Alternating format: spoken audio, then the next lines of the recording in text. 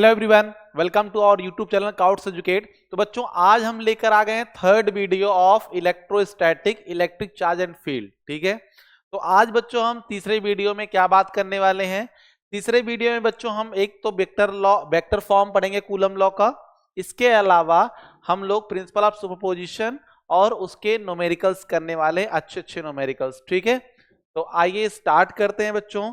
और हम लोग समझते हैं कि कूलम्स लॉ को वेक्टर फॉर्म में किस तरह से हम लोग रिप्रेजेंट करते हैं। ठीक है, तो ध्यान दीजिए बच्चों, जिससे हमारा जो कूलम लॉ होता है उसका फॉर्मूला होता है, क्या होता है फॉर्मूला बताइए। कूलम लॉ का जो फॉर्मूला होता है बच्चों वो होता है F इज इक्वल टू के Q1 Q2 upon are square. तो बच्चों ये जो फोर्स है ये फोर्स का मैग्नीट्यूड होता है। ठीक है, बट आपको पता ही है फोर्स के पास डायरेक्शन भी होता है। ठीक है, तो डायरेक्शन कैसे फाइंड करें या उसको वेक्टर फॉर्म में कैसे लिखें इसको समझते हैं।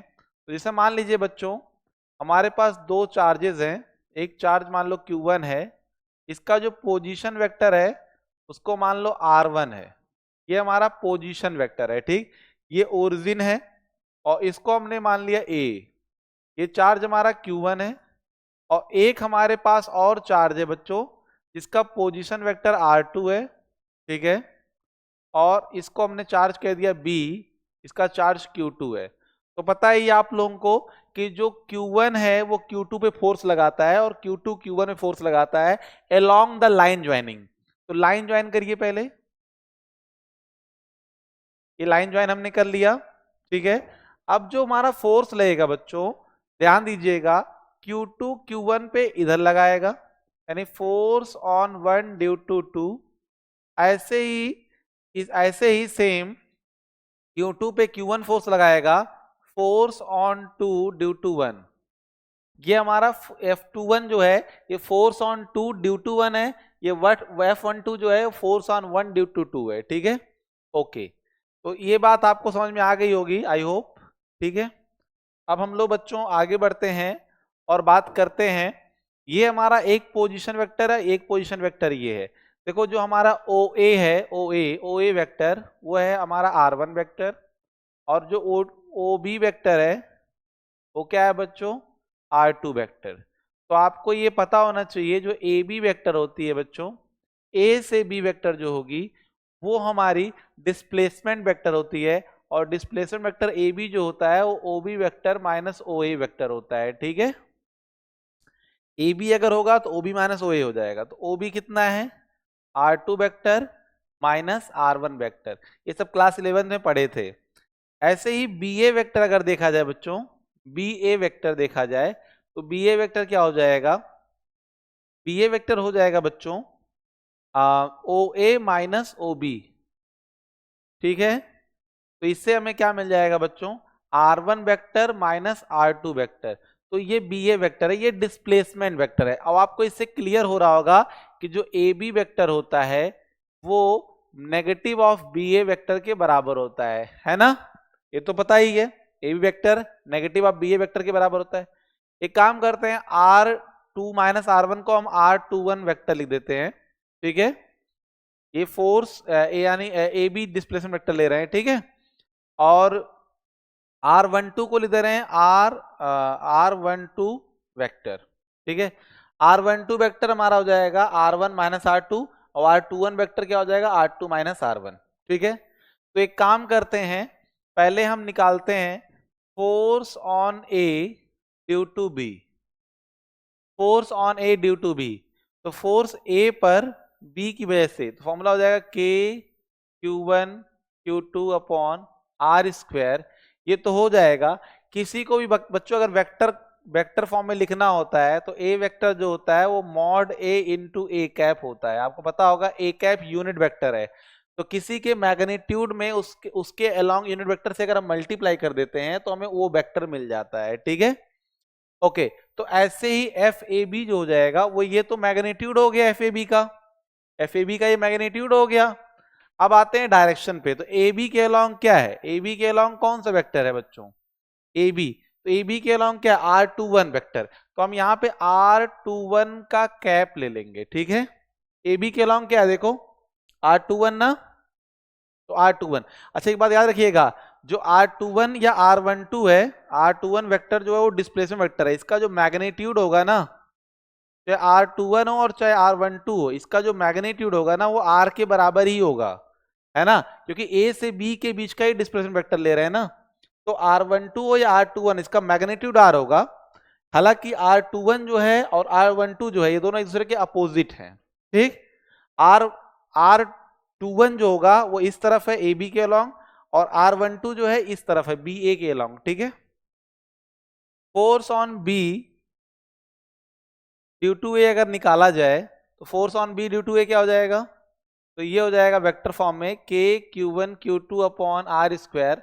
मैग्नीट्यूड सेम है बट डायरेक्शन अलग है। एफ बी ए निकालेंगे तो इसके अलॉन्ग होगा, यानी बी ए के अलॉन्ग बी टू ए होगा, और बी टू ए क्या है हमारा R12 कैप, R12 कैप, ठीक है।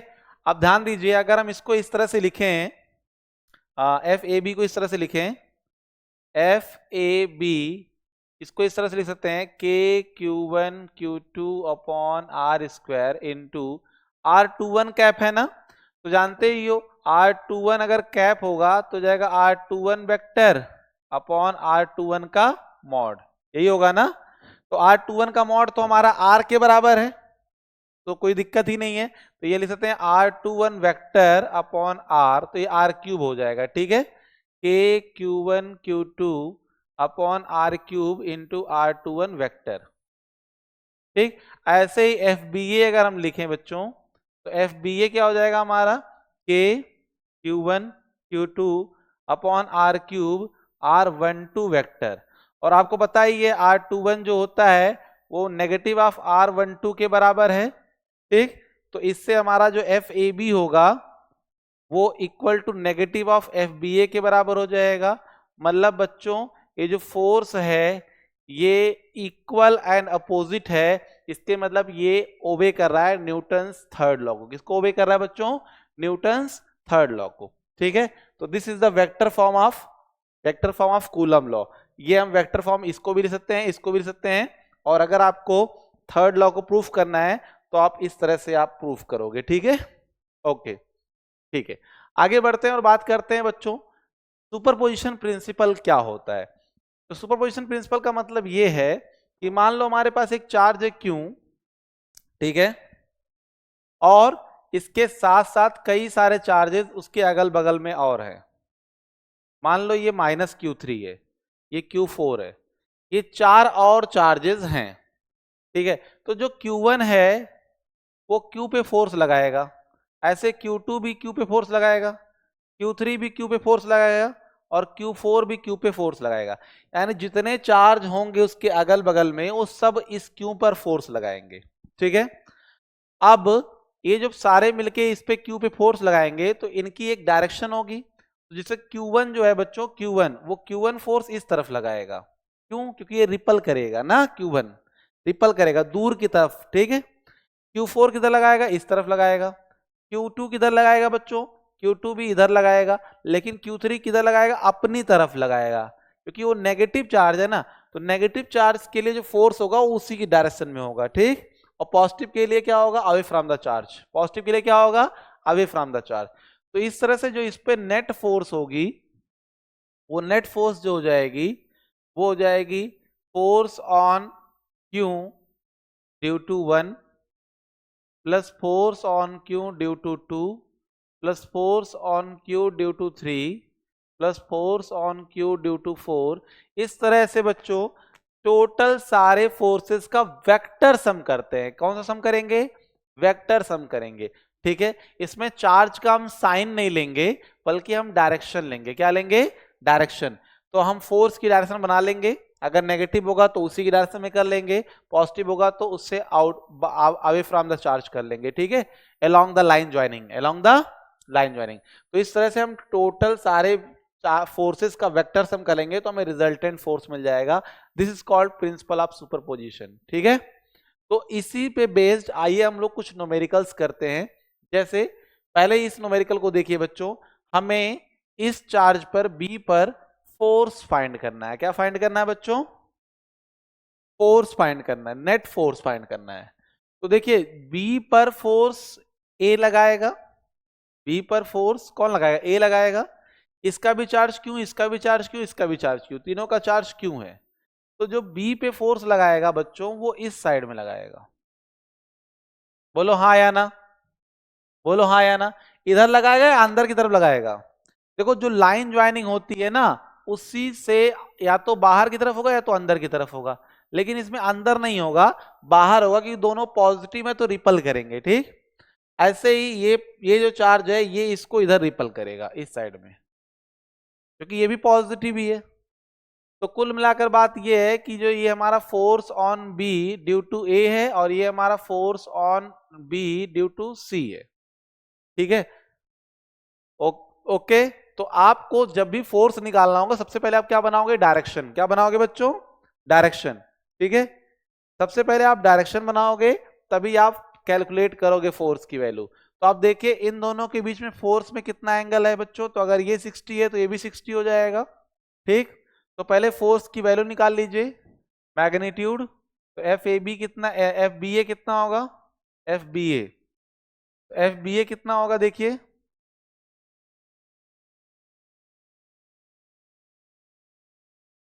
Force on B due to A.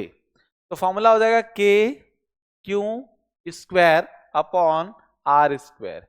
Q square क्यों हुआ, क्योंकि इसका भी चार्ज क्यों है, इसका भी चार्ज क्यों है, तो Q1 Q2 मल्टीप्लाई होंगे तो क्यू स्क्वायर हो जाएगा अपॉन आर स्क्वायर।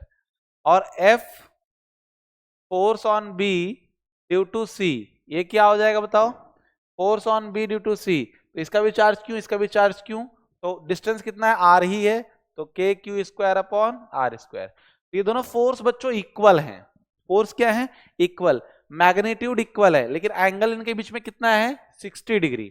ठीक है, तो रिजल्टेंट निकालने का एक फॉर्मूला होता है दो वेक्टर के बीच में, होता है F1 square plus F2 square plus 2F1 F2 cos theta. Vector sum में जब रिजल्टेंट निकालते तो ऐसे निकालते थे ना, याद करो। तो बताइए एंगल कितना है, थीटा 60 डिग्री है।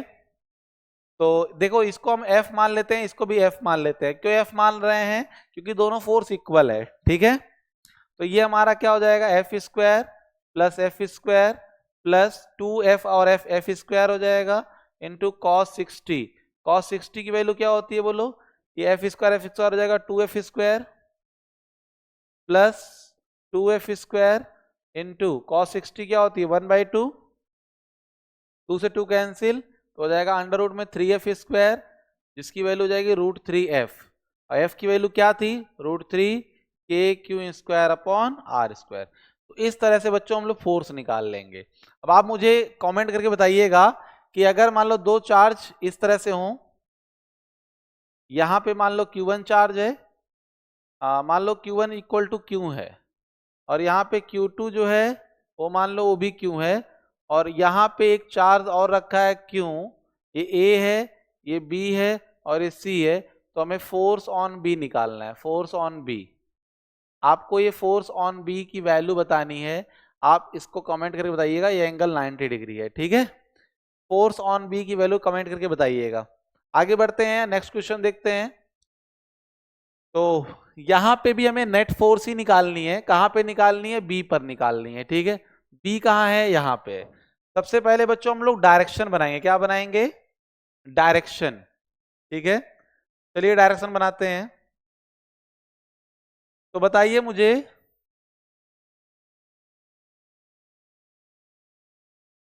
चलिए बताइए कि बी पर जो ये सी है किधर फोर्स लगाएगा, जिस ध्यान दीजिएगा, जिस पर फोर्स निकालना होगा हम लोग उसी पे डायरेक्शन बनाएंगे। तो बी पर फोर्स सी की वजह से किधर लेगा, इस तरफ। इस तरफ बच्चों क्यों लगेगा, क्योंकि जो ये भी प्लस क्यों है, ये भी प्लस क्यों है, तो रिपल करेगा।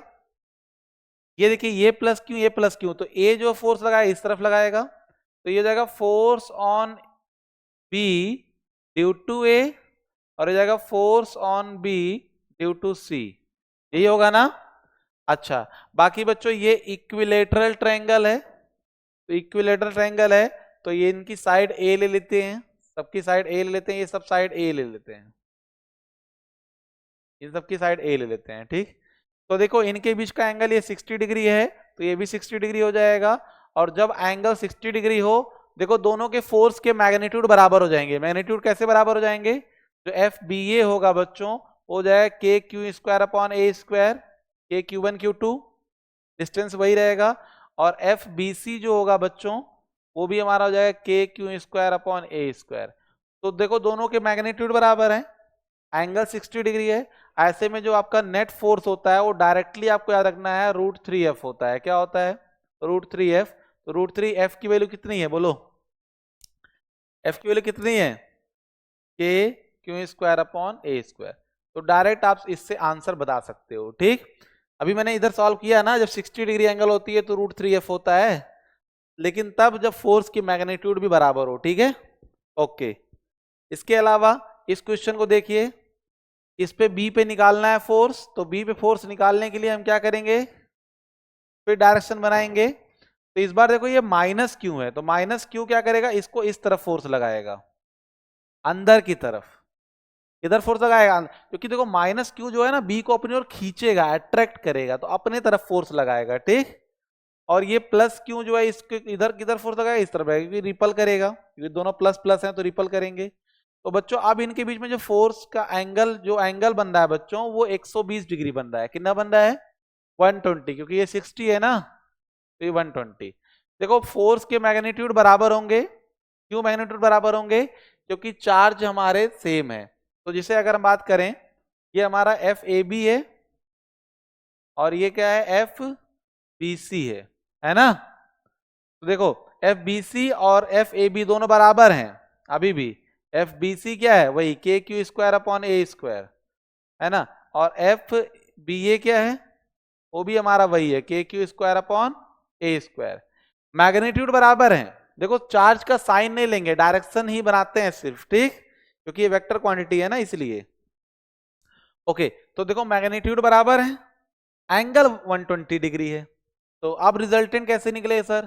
तो एफ इज इक्वल टू वही फॉर्मूला लगाएंगे, एफ वन स्क्वायर यानी एफ स्क्वायर, फिर F square plus 2f square cos 120 इस बार हो जाएगा, क्योंकि ये हमने f ले लिया है ना ये, तो ये हो जाएगा। ये अंदर क्या आएगा? 2f square plus 2f square cos 120, cos 90 plus 30। तो कॉस 90 प्लस 30 बच्चों होता है साइन 30, और साइन माइनस साइन 30, और माइनस साइन 30 क्या हो जाएगा? 1/2, यानी ये -1/2 होता है। ठीक है, तो -1/2 से 2 कैंसिल हो जाएगा, तो ये बचेगा basically 2f square minus F square, यानी बेसिकली एफ स्क्वायर बचेगा और एफ आ जाएगा। तो एफ नेट जो आएगा वो एफ ही आ जाएगा, यानी हमारा जो फोर्स होगा 120 डिग्री पे वो के Q square upon net force जो होगा वो के Q square upon a square ही होगा, अगर 120 डिग्री है तो, और फोर्स की मैग्नीट्यूड इक्वल है तो।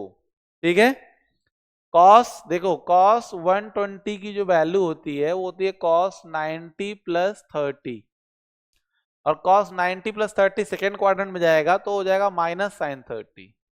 cos सेकेंड क्वाड्रेंट में नेगेटिव होता है और साइन 30 1/2 होता है तो -1/2 हो जाएगा। ठीक, क्लियर है या नहीं क्लियर है बोलो? तो यहां पे अगर 120 डिग्री होगा तो ये हो जाएगा। थर्ड इसमें बात करते हैं, इसमें देखो ये हमें बी पे निकालना है। देखो क्यों जो है ये इसको अपनी ओर अट्रैक्ट करेगा और ये जो क्यों है ये अपनी ओर अट्रैक्ट करेगा। दोनों अट्रैक्ट क्यों करेंगे? पहले डायरेक्शन बनाना बहुत जरूरी है। देखो ये क्यों इसको अपनी ओर अट्रैक्ट करेगा और ये क्यों इसको इधर अट्रैक्ट करेगा। अच्छा ध्यान दीजिए बच्चों, इधर जो रिजल्टेंट होगा ना इसका वो इधर रिजल्टेंट आएगा, इन दोनों का रिजल्टेंट इधर कहीं आएगा बीच में, और इन दोनों का रिजल्टेंट इस तरफ आएगा। ठीक, तो रिजल्टेंट भी आपको डायरेक्शन बनाना आना चाहिए, दोनों वेक्टर के बीच में आएगा और बिल्कुल बीच में आएगा, मतलब 30 डिग्री पे। कितने डिग्री पे आएगा? क्योंकि 30 डिग्री इसलिए आएगा बच्चों क्योंकि दोनों के मैग्नीट्यूड बराबर है ना, तो रिजल्टेंट बिल्कुल बीच में आएंगे। ठीक है, बिल्कुल बीच में। 60 डिग्री था 30 पे आएगा, इसमें 60 डिग्री 60 डिग्री पे आएगा, मतलब बीच में आएगा बिल्कुल। ठीक है, 120 डिग्री था ना टोटल। ओके ठीक है, तो अभी इसमें भी फोर्स का फॉर्मूला जो हमारा आएगा 60 डिग्री तो है, दोनों वेक्टर के बीच में एंगल 60 डिग्री तो है, तो आंसर हमारा यही होगा, लेकिन डायरेक्शन इस बार इस तरफ होगा। पहले इस तरफ था अब इस तरफ हो जाएगा, अंदर की तरफ हो जाएगा, ठीक है, यानी अलोंग दिस साइड। इस बार बोर्ड में एग्जाम आया, तो एग्जाम में एक क्वेश्चन आया था कि किस तरफ फोर्स होगा, तो बच्चों देखो इसमें दिया था ये एम पॉइंट दिया था और ये बी था, तो उसमें क्वेश्चन में दिया था कि बताइए बी टू एम होगा या एम टू बी होगा या कोई और डायरेक्शन, 4 ऑप्शन दिए थे बोर्ड में। तो याद रखिए इसमें बी टू एम होगा और इसमें अगर इस पॉइंट को एम ले लें तो बच्चों एम टू बी हो जाएगा, इस तरफ हो जाएगा, ठीक, बाहर की तरफ हो जाएगा, इसमें अंदर की तरफ। रिजल्टेंट हमारा यही होगा जो 60 डिग्री पे हमने लिया है, √3 k² / a²। Okay, I hope आपको समझ में आया होगा ये ट्रायंगल वाला कॉन्सेप्ट। आगे बढ़ते हैं, आते हैं स्क्वायर वाले कॉन्सेप्ट पे, ठीक है। तो यहां पे बच्चों, यहां पे हमारे पास चार्जेस दी गई हैं और हमें फोर्स निकालना है, नेट फोर्स, ठीक है। चलिए आइए निकालते हैं और समझते हैं। तो देखिए पहले हम डायरेक्शन बना के सीखेंगे, डायरेक्शन बनाना बहुत जरूरी है, डायरेक्शन आपको आना चाहिए, मैं बार बार कोशिश कर रहा हूं कि आप डायरेक्शन बना लो। कहां फोर्स निकालना है बच्चों, बी पर। कहां पे निकालना है, बी पे, तो बी पे ही बनाएंगे। तो बी पे देखो, बी पे जो ये सी है ना, वो इस तरफ फोर्स लगाएगा, force on B due to सी।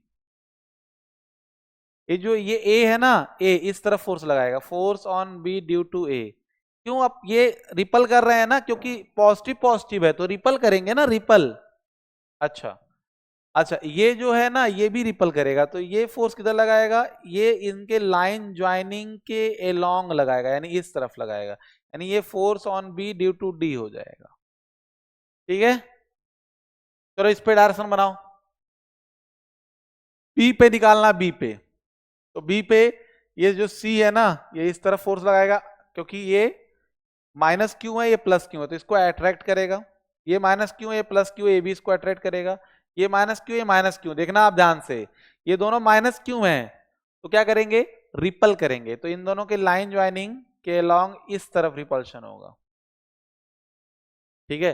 यानी ये हो जाएगा हमारा force on B due to D, ये हो जाएगा force on B due to C, और हो जाएगा force on B due to A, ठीक है। अच्छा इस पे आ जाइए, बी पे बनाइए, बी पे। तो बी पे बच्चों ध्यान दीजिएगा, सी अपनी ओर अट्रैक्ट करेगा, क्योंकि सी माइनस क्यू है तो अट्रैक्ट करेगा ना। बी पर ए बताइए क्या करेगा, वो भी अट्रैक्ट करेगा, क्योंकि ये भी माइनस ए है।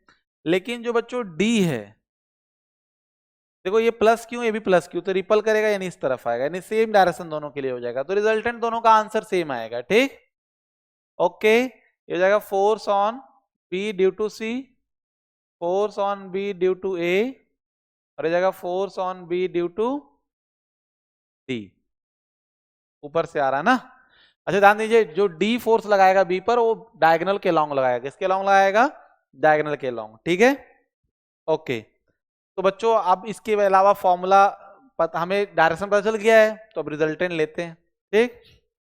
तो ध्यान दीजिए, देखो जो फोर्स होगा बच्चों वो सब जगह इक्वल ही होंगे, पूछो क्यों, बस ये वाला डिस्टेंस जो होगा वो √2a हो जाएगा, ये डिस्टेंस कितना हो जाएगा, √2a, कितना हो जाएगा, √2a, ठीक है। ओके, तो ध्यान दीजिए, अब अगर हम force on B due to A निकालें, force on B due to अगर ए निकालें बच्चों, force on B due to A, तो क्या आएगा, k² / a², ठीक है, यही होगा ना। Force on B due to C निकालेंगे तो भी यही आएगा, k² / लेकिन अगर हम force on B due to D निकालेंगे, ये सबके लिए बता रहे हैं, ठीक है, force on B due to D निकालेंगे तो उसके केस में आंसर आएगा हमारा k²/2a², ठीक है। 2a² क्यों होगा बच्चों, क्योंकि इनके बीच की डिस्टेंस √2a है, तो √2 का स्क्वायर 2a², ठीक है। तो FBD हमारा ये हो जाएगा। अब जब रिजल्टेंट निकालेंगे बच्चों, तो ध्यान दीजिएगा, पहले ये देखो, ये दोनों परपेंडिकुलर हैं, ये दोनों क्या हैं, परपेंडिकुलर हैं, और ये दोनों के फोर्स के मैग्नीट्यूड बराबर हैं, तो रिजल्टेंट बिल्कुल बीच में इस तरफ आएगा, और जो रिजल्टेंट आएगा इन दोनों का पहले निकालेंगे, किसका किसका निकालेंगे, ये जो दो परपेंडिकुलर हैं, ये जो दो परपेंडिकुलर हैं, पहले रिजल्टेंट इन दोनों का निकालेंगे, पहले रिजल्टेंट इन दोनों का निकालेंगे जो परपेंडिकुलर हैं, पहले इन दोनों का रिजल्टेंट निकालेंगे जो परपेंडिकुलर हैं। तो बच्चों परपेंडिकुलर केस में क्या हो जाएगा, ये दोनों मैग्नीट्यूड बराबर है ना जो परपेंडिकुलर हैं, ठीक है। तो एक काम करते हैं, जिनका मैग्नीट्यूड बराबर उसको एफ ले रहे हैं। ये दोनों तो बराबर है ना, ये वाले परपेंडिकुलर वाले मैग्नीट्यूड बराबर है, जिसको हमने एफ ले लिया। तो रिजल्टेंट क्या हो जाएगा एफ नेट। जब दो वेक्टर परपेंडिकुलर होते हैं तो डायरेक्टली फॉर्मूला होता है F one square plus F two square plus 2f1 f2 cos 90 हो जाएगा यहाँ पे। और बच्चों cos 90 जीरो होता है तो ये पूरा जीरो हो जाएगा ना। तो यहाँ क्या बचेगा, F square plus F square, यही दोनों बचेंगे। ये तो पूरा जीरो हो गया ना, cos 90 जीरो होता है। तो जाएगा बच्चों यहाँ से √2f, क्योंकि ये 2f स्क्वायर, f तो बाहर निकल जाएगा लेकिन √2 अंदर रहेगा, ठीक। ओके, तो √2f हो जाएगा, यानी √2 क्या के Q square upon a square, यही होगा ना। ओके, ठीक है ठीक है ठीक है ठीक है, ये हमें रिजल्टेंट मिल गया। अब देखो जो रिजल्टेंट मिलेगा बच्चों, ये जो परपेंडिकुलर वाले हैं इसका इसी के अलोंग मिलेगा, और एफ बी डी भी इसी के अलोंग है, दोनों पैरेलल हो जाएंगे। और जब दोनों पैरेलल होंगे तो डायरेक्टली दोनों ऐड हो जाएंगे, ठीक है। एफ बी डी ऑलरेडी हमें पता है, और इन दोनों का रिजल्टेंट हम निकाल चुके हैं। देखो इन दोनों का रिजल्टेंट निकालेंगे, और इन दोनों का जो रिजल्टेंट आएगा वो बीच में आएगा, और बीच में जो आएगा एफ बी डी, और ये दोनों एक ही डायरेक्शन में है, ठीक है। एलोंग कह सकते हो F B D, along F B D. ये बच्चों देखिए जो रिजल्टेंट फोर्स आएगा इन दोनों का वो इसी के अलोंग आएगा ना। तो यहां पे दोनों पैरेलल हो गए, तो इसमें जब दोनों पैरेलल हो गए तो ऐड हो जाएंगे। क्या हो जाएंगे, ऐड हो जाएंगे। तो ऐड होंगे, तो पहले वाले केस में बता दे रहे हैं, पहले वाले केस में रिजल्टेंट जो आएगा इन दोनों को ऐड कर दो। क्यों ऐड कर दो, जब दो वेक्टर पैरेलल होते हैं तो रिजल्टेंट f1 प्लस f2 होता है, ये तो पता है ना। देखो जब पैरेलल होंगे तो f1 प्लस f2, परपेंडिकुलर होंगे तो √f1 square plus f2 square, और जब अपोजिट में होंगे 180 पे तो f1 माइनस f2 हो जाएगा, ठीक। ये तीन चीज याद रखेंगे। तो पहले वाले केस में देखो क्या हो जाएगा, दोनों ऐड हो जाएंगे, तो k Q square upon a square common ले लेंगे, तो यहाँ क्या बचेगा √2 प्लस वहां क्या बचेगा 1/2। तो ये पहले का आंसर हो जाएगा।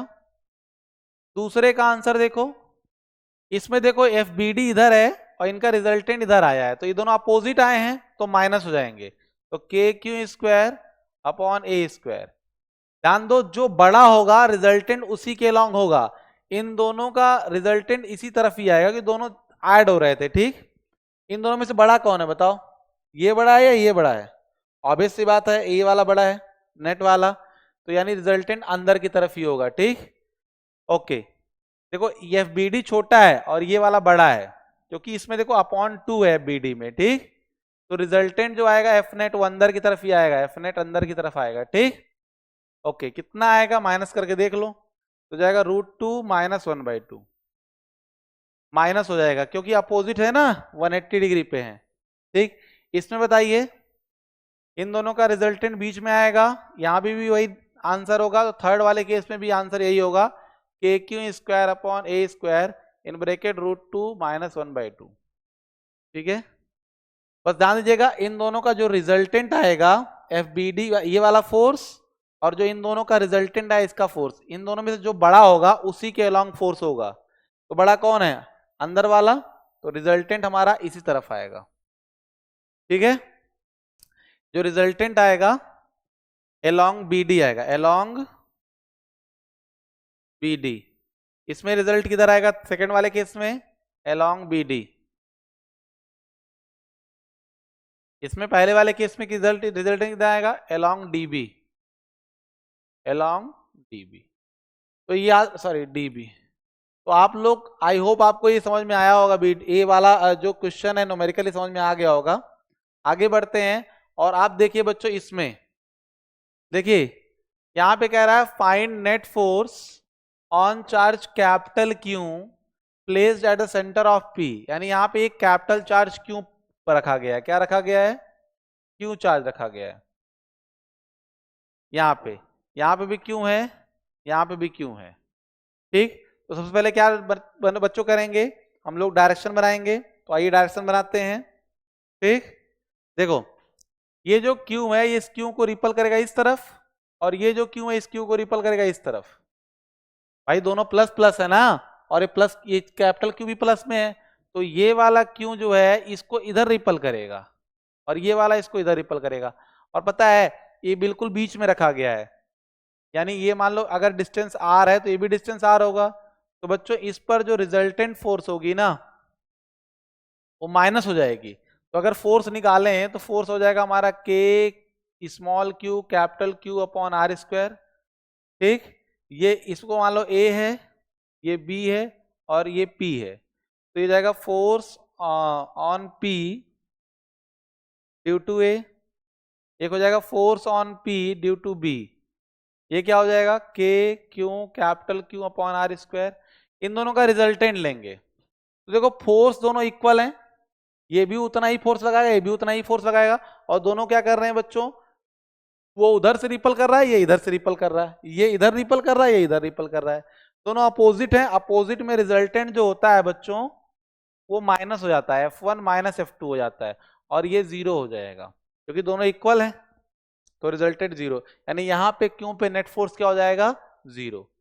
सिमिलरली ये देखो ये जो Q है इस कैपिटल Q को इधर फोर्स लगाएगा, ये इस तरफ फोर्स लगाएगा और ये इस तरफ फोर्स लगाएगा, और बच्चों इस पर भी नेट फोर्स क्या होगी जीरो हो जाएगी। ठीक है, ऐसे ही आप चाहे तो डिस्टेंस R लेके देख सकते हो, बट आपको यहाँ पे कंपोनेंट लेना पड़ेगा। ठीक है, क्या लेना पड़ेगा, कंपोनेंट लेना पड़ेगा। ठीक है, तो आप कंपोनेंट लेके बता सकते हो यहाँ पे जो नेट फोर्स होगी वो जीरो हो जाएगी। ऐसे इधर देखिए ये इसको इधर फोर्स लगाएगा ये इसको इधर फोर्स लगाएगा, ये दोनों कैंसिल हो गए खत्म, ये इसको इधर फोर्स लगाएगा ये इसको इधर फोर्स लगाएगा, ये दोनों भी खत्म, रिजल्टेंट क्या हो गया बताओ जीरो। इसमें भी रिजल्टेंट क्या हो जाएगा जीरो।